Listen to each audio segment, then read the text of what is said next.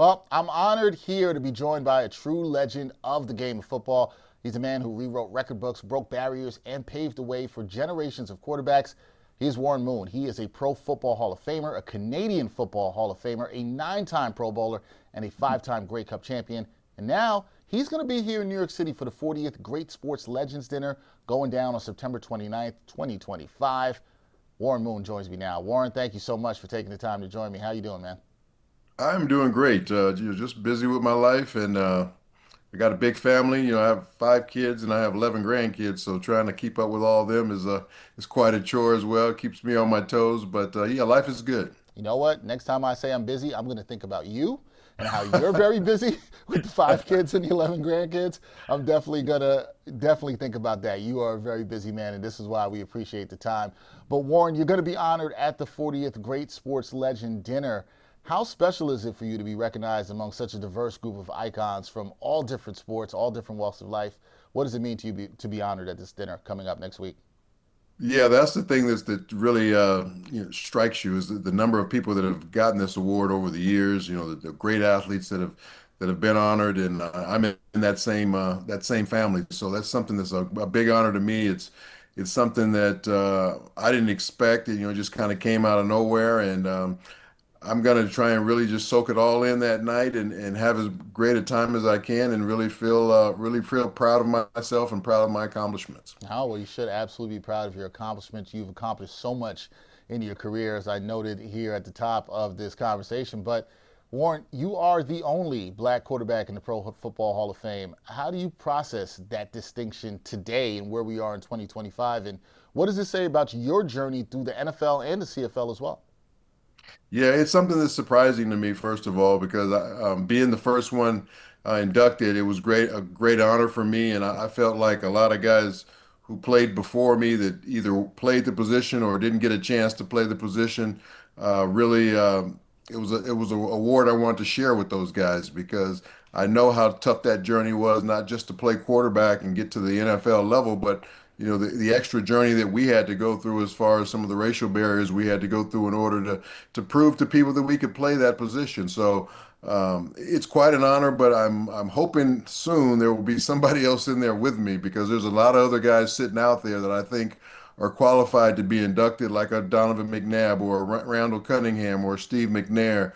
Those guys, should be in the Hall of Fame. So hopefully one day when we take that group quarterback picture every year that we take at the Hall of Fame, there'll be another African American standing in that picture with me. Yeah, I'm going to get back to that a little later, but I did want to ask you because you mentioned those three names, Donovan McNabb, Randall Cunningham, and Steve McNair.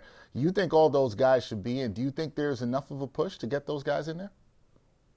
Well, we're going to wait and see this year coming up. All those guys have been on the ballot, and, Yep. and I don't know if any of them have ever made the finals, but some of them have made the semifinals. So we'll just have to wait and see, how it goes. But also, Doug Williams, I think, is on the contributors ballot as Yep. well. So he's got a chance to get in, and for what he was able to do, winning the Super Bowl and being the Super Bowl MVP, I think that deserves a recognition to get into the Hall of Fame as a contributor as well. Yeah, I absolutely agree with you on that. Now, looking back at your career, for some people who may not know, right? You went from undrafted into the NFL. You won 5 Grey Cups.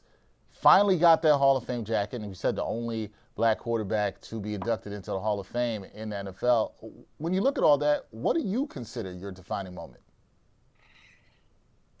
I think just that, being somebody that changed the mindset of the position for African Americans, because there was a lot of time there where general managers, owners, and people in general in society just didn't feel like African Americans could play the quarterback position. It was a position where you were uh, required to think, make quick decisions, be a leader, be the face of a franchise, all those different things that they didn't think that we could do. So it just took, a lot of patience. It took a lot of perseverance, and it took getting some opportunities for me to be able to get in a position where I could show that I could do those types of things at every level that I played the game at. So I'm fortunate that I didn't quit, that I kept pecking away at it, and I had tremendous confidence in my abilities.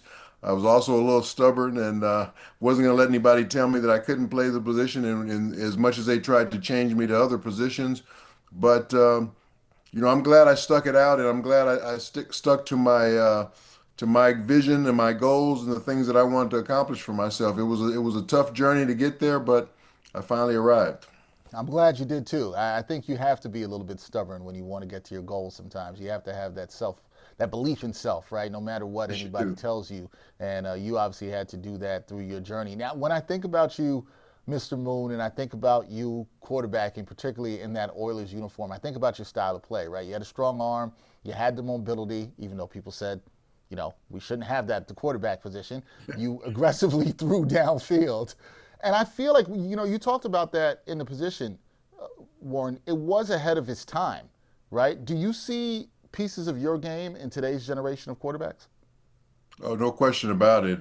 Yeah, I did have mobility, especially during my younger years, and I used that mobility when I needed to. But also, sometimes you get penalized by your athleticism because you had to really watch yourself to make sure that you didn't show you were too much of an athlete. Because back in those days, they would have used that athleticism at another position and made you move positions. So I was very cognizant of that, and that's something that Donovan and McNabb and I talked about it at one time in his career as well. He was being criticized for not using his legs enough and sitting in the pocket too much. But that's something that you're conscious of, that you want to make sure that they don't use that against you and try and hamper your style of play.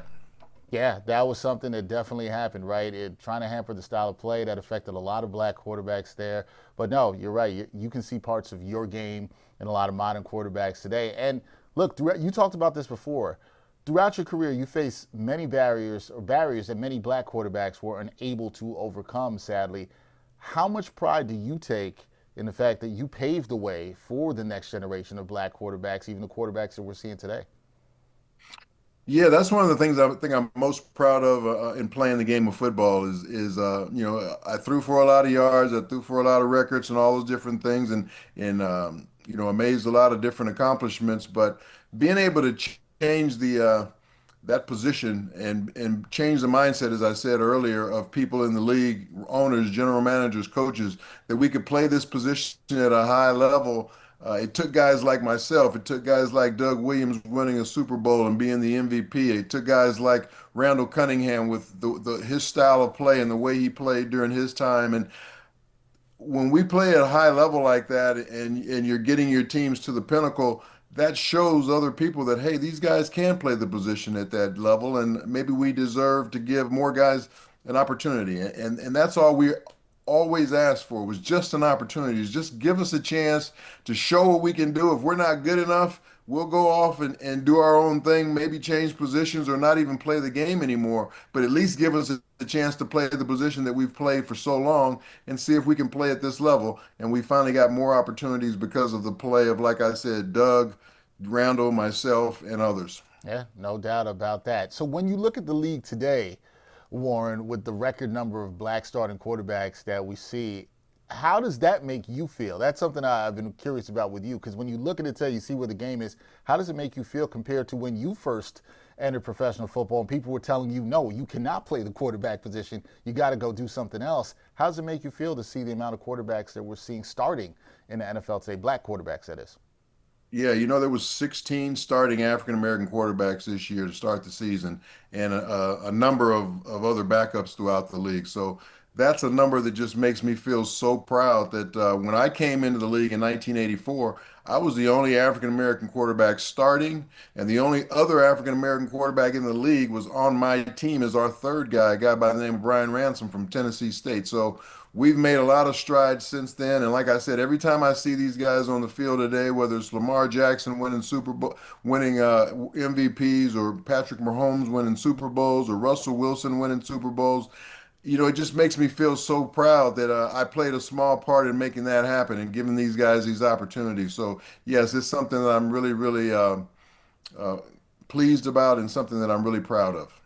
So, Warren, over the years, you've mentored many young black quarterbacks. So, what message do you share most often with them about things I know you've had to have, right? Leadership, pressure, and then another word you mentioned, resilience, that you've had to have through your career. So, What do you mention to them about those things when you mentor these young men?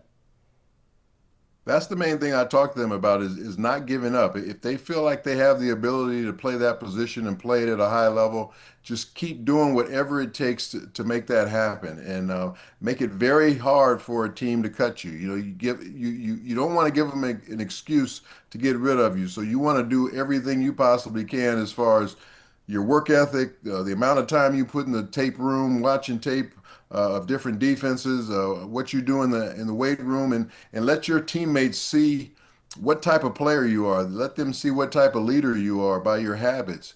And I think if you just continue to keep doing those things, and no matter who closes a door one place, another door may be open somewhere else. You just have to look for that if you really believe that you can play this position. So that's something that I always told young guys when they came into this league, just to stay at it, just be diligent about it, stay at it, work hard. All the hard work you put in, it will come back and benefit you. No doubt. Good advice right there. So here in New York, Mr. Moon, there are currently two black starting quarterbacks. I don't remember when that's happened in my life. And for the Giants, I don't remember seeing it.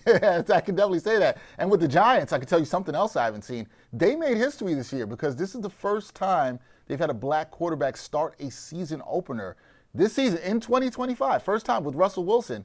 And he is close to eclipsing your record for most starts ever by a black quarterback in the NFL. So, what does it mean to you to see another player reach that particular milestone in having as many starts or possibly passing you for as many starts as you've had in the NFL?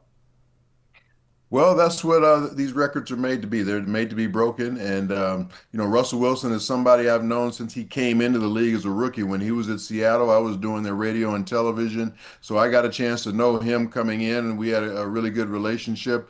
And it's only fitting that somebody like him would be the guy that would break my record for a number of games played. So it's really ironic that he would be the starting quarterback in New York because, like you said, they just haven't had African American quarterbacks in that city on either football team, and for them to have two now this year, that's amazing. That just shows the growth of this game. It shows the growth of the mindset of people that we can play this position. It doesn't matter where they are. Yeah, definitely. And then we got to talk about the other quarterback here on the other team in New York. That is the Jets, Justin Fields. He's now leading Gang Green this season and started with a lot of attention here in New York. What have you seen in his development so far, and what do you think he can accomplish as a starter now that he finally seems like he has the opportunity to have the reins to himself with his own team? Yeah, I think what's going to help him is he's not going to be looking over his shoulder somebody else to take his job. I think he's in a good place where they're going to help develop him. Where in Chicago, I don't think that was the case. He's off to a good start. They haven't won any games, but it hasn't been because of their offense. Their defense just hasn't played as well and given up a lot of points. But I think Justin's, he's on the right track now, and he's a tremendous athlete. He's a really good leader, and I think it's just a matter of time before you really start to see his play flourish at that high level that everybody thought when he came out of college. All right, we'll see what Justin Fields can do with the Jets, who are 0-3 right now. But when you look around the league, Warren, we look at today. I know you watch the league a lot. Which quarterbacks do you personally enjoy watching the most? Who do you love to watch right now? Well, of course, you love watching Lamar Jackson because he just kind of does a little bit of everything. He does it all very well. I love watching Patrick Mahomes because of the competitor that he is. He's going to try and make every play when he has to, especially at winning time in ball games.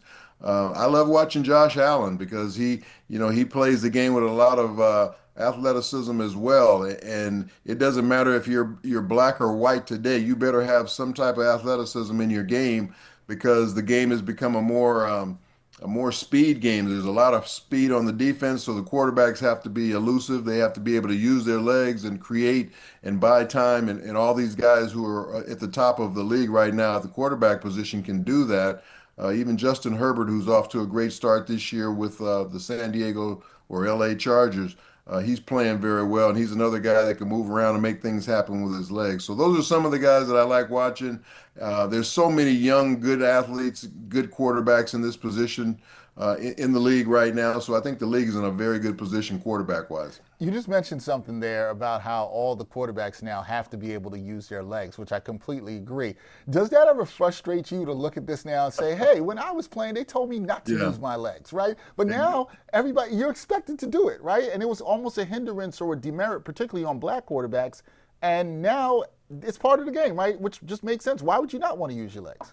Yeah, the game is totally changed. The mindset has changed, and that's why I think you see so many of us flourishing in the game right now because it really lends itself to our style of play, of being able to use your legs, of being able to be athletic when you need to. But the most important thing is you really still have to be able to throw the football from the pocket when all's said and done. They're not going to sometimes let you get outside the pocket. You're going to have to be able to make plays from there. So if you have that dual threat ability to throw from the pocket, but also get outside and create, you're going to be a tough guy to stop. And another guy that I forgot to mention was Jalen Hurts. He's another guy that's a tremendous winner in this league right now. Been to two Super Bowls already, won one. He's a Super Bowl MVP, and he's off to a great start this year. Yeah, Jalen Hurts is a great quarterback. We were having a little bit of a debate here last week in the studio. One of my editors does not think that Jalen Hurts is, I'm not going to put his name out there, he does not think Jalen Hurts is a top five quarterback. I disagree with him. I think he's one of the best five quarterbacks in the league right now, Mr. Moon. But let me ask you this, too. If you had to pick a couple of teams right now that has what it takes to win this year's Super Bowl, who would they be and why? Who are the teams you think that can win it all this year? Well, I think in the NFC, Philadelphia is just off to another great start. They won a tremendous game on Sunday against the Rams, where everybody thought they might get blown out, and they showed their mantle, their championship mantle, and came back and won that football game in a dramatic fashion. And then in the AFC, I like either Baltimore or the Buffalo Bills to meet in the AFC Championship, and either one of those will probably go to the Super Bowl. So. I'm sure other teams will uncover as the season goes along. There's still, I think, 17 weeks left to go or something like that. So I think you're going to see some other teams emerge from that, but a lot of it has to do with health because when you go a season as long as they have in the NFL right now, you're going to find some injuries and things like that will change the course of your season. But those are the teams I'm really looking at right now, the way they're getting started. All right, like what you think about those teams here. Last thing for me here, Warren, you have lived the role of being the first, as we talked about. So when the next black quarterback is inducted into the Hall of Fame, and it is going to happen, we know that will happen, what emotions do you think that you will feel in that moment? Well, again, I'll just feel like I'm feeling right now about the game itself. Just proud, proud that I was able to help other guys get the opportunities. Now, once they got the opportunities, they made the most of it, and that hopefully that opportunity turns into another African American being good enough to be selected to the Pro Football Hall of Fame. And again, I'll just have that same proud feeling that I played a little bit of part in that happening. So, yeah, I don't know how emotional I'll get, but I'll definitely be emotional. No, you didn't play a little part, Mr. Moon. You played a huge, huge part in that, and we definitely want to salute you for that. That is the great Warren Moon, NFL legend, NFL Hall of Famer. He will be honored at the Great Legend Sports Dinner next week in New York, going down on September 29th. Warren, it was a pleasure and an honor to talk with you. I look forward to talking to you some more, and thank you so much for your time. Hey, thank you very much for having me. Really appreciate it.